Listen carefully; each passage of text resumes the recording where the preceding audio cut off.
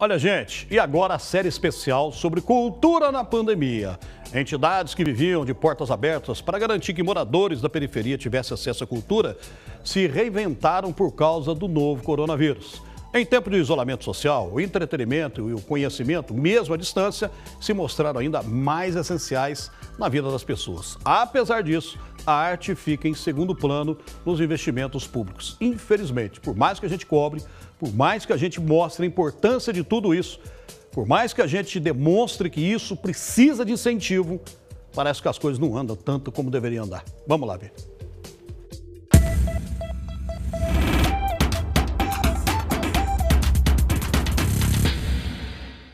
Desigualdade social. Um problema antigo que ficou ainda mais evidente agora durante a pandemia e no mundo inteiro. O que significa que pode acontecer aí pertinho de você. Só em Minas Gerais, de acordo com o governo do estado, mais de 10% da população tem passado fome nos últimos meses. Falta o que comer para cerca de 2.800.000 pessoas em terras mineiras.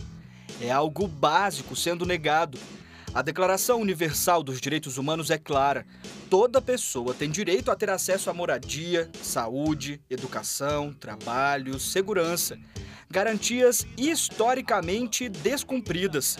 Agora imagine só como ficam os outros itens dessa lista, já que nem esses são respeitados.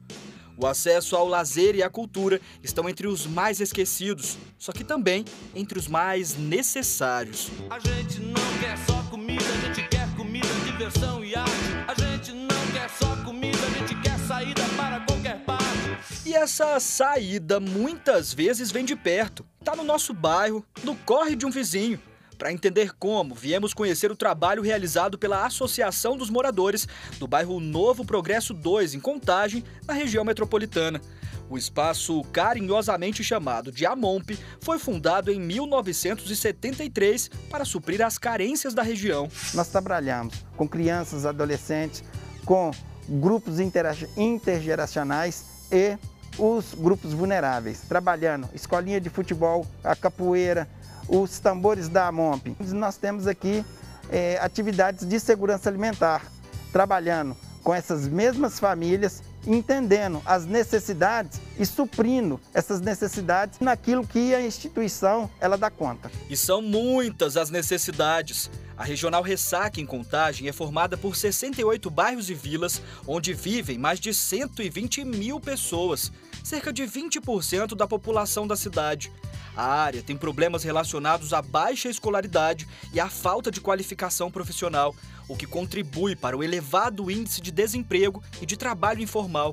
A associação faz uma diferença danada na vida das pessoas que moram na região. A diferença é a porta de entrada para as políticas públicas. Então hoje, o trabalho que é desenvolvido pela Associação de Moradores do Bairro Novo Progresso, ele acolhe famílias e, pelo relato que aqui aporta, é realizado aí uma triagem e encaminhado para as políticas públicas através do CRAS. Muita coisa mudou durante a pandemia, mas ainda assim os serviços continuam. Nós tivemos que nos reinventar nesse momento, né? Porque infelizmente com todas as mudanças, então a gente passou a fazer os atendimentos agendados e a utilizar todos os equipamentos de segurança. A Jaqueline é moradora do bairro e frequentadora assídua da AMOMP. Ela e todos os filhos. Além desses 4 aí, ela ainda tem mais 2 nenéns esperando em casa. São 6 crianças, né? E com esse momento de pandemia, fica mais dificultoso. As aulas online têm divertido bastante meus meninos, não tem deixado aquela coisa chata, né? Até mesmo porque não está tendo aula, mas a AMOMP está sempre fazendo as atividades a qual tem me ajudado e tem ajudado eles também. A atividade preferida da família é a oficina de música. A tia Miriam explica como funciona. A gente está fazendo um trabalho aqui em redes sociais, no canal da AMOMP, onde que a gente está fazendo as aulas, né, com gravação de vídeos, para não deixar, né, com que perca as atividades culturais, né, a capoeira, a percussão, o artesanato. Então a gente está fazendo esse trabalho para os meninos também, as crianças terem atividade em casa. As crianças são meio tímidas, mas garantem que gostam muito de participar. Eu achei legal. Você já aprendeu direitinho? Não, mas eu ainda vou aprender. Tá confiante, tá vindo na aula. E é divertido fazer aula? É. Ah, aqui também tem os grupos de convivência de idosos, reunião de mulheres. É carinho, dedicação, respeito. Haja amor, né não, Valda? Quando eu vim para aqui, eu queria apenas que me ajudasse com relação a fraldas e algumas coisas mais assim que eu viesse a precisar para minha mãe. Mas foi aí então que eu me surpreendi, né, com o trabalho que a AMOMP faz aqui. Uma surpresa pra lá de boa. A Valda mudou da água pro vinho. Hoje eu sou uma outra pessoa, porque quando a gente chega assim, você já não está na sua cidade, você já não tem aquele grupo de amigos que você tinha lá. E quando eu vim para aqui, nós temos a oficina, fala do passado, fala da vida na roça, experiências. E a gente termina compartilhando, isso realmente me engrandeceu demais. Percebeu quão fundamental são essas ferramentas sociais? O Eliandro é especialista no terceiro setor, como são chamadas as iniciativas privadas, sem fins lucrativos, que prestam serviços de caráter público. E ele garante que, principalmente agora, o incentivo à cultura se torna ainda mais fundamental. A cultura tem um poder de envolvimento social muito grande. Então você imagina, são quantas crianças, não, quantos alunos aí que não estão na escola, estão dentro de casa. Então a gente percebe que se as pessoas, por exemplo, não tivessem esse acesso, você ia ter ali um verdadeiro pandemônio dentro de casa. A gente tem aí as grandes lives na área da cultura, né, o aprendizado, a questão da musicalidade. Com tudo fechado, esses espaços eles estão muito restritos. Então acaba que essas atividades, as atividades que a gente tem desenvolvido, inclusive com grupos, tem conseguido sanar um pouco, né, essas lacunas que estão aí nesse momento. Mudar a vida de alguém pode ser algo simples para quem ajuda, mas é determinante para quem é ajudado. Projeto muito maravilhoso mesmo, porque para não ficar nas ruas aprendendo coisa errada, muitas das vezes vendo que não deve, né?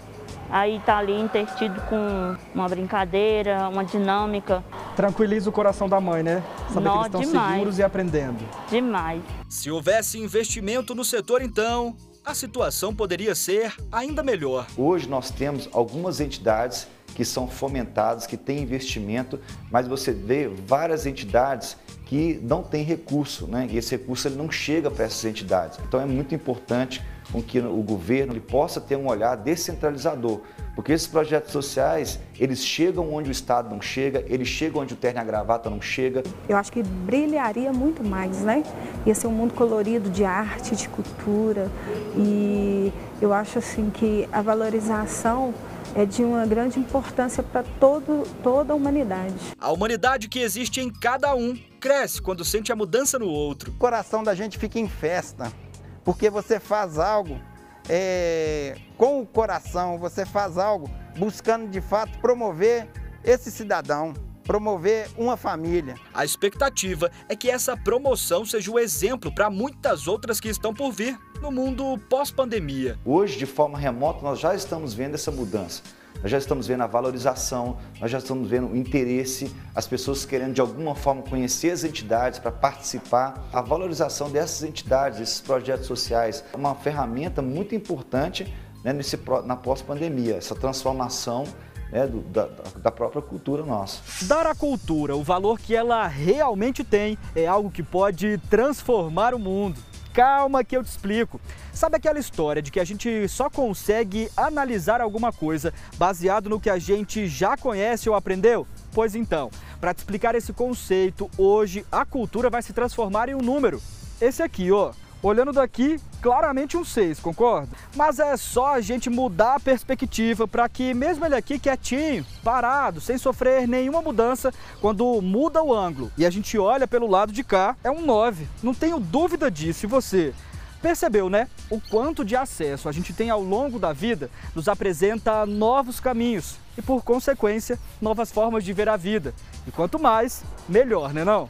como a cultura influencia cada indivíduo e toda a sociedade é o que você vai ver nos próximos 2 episódios dessa série especial. A gente vai falar sobre a falta que faz um prato de comida, o acesso à moradia, a segurança, a arte. Dentre tantas opções, me diz aí, você tem fome de quê? A gente não quer só dinheiro, a gente quer dinheiro e felicidade. A gente não quer só dinheiro, a gente quer inteiro e não pela metade.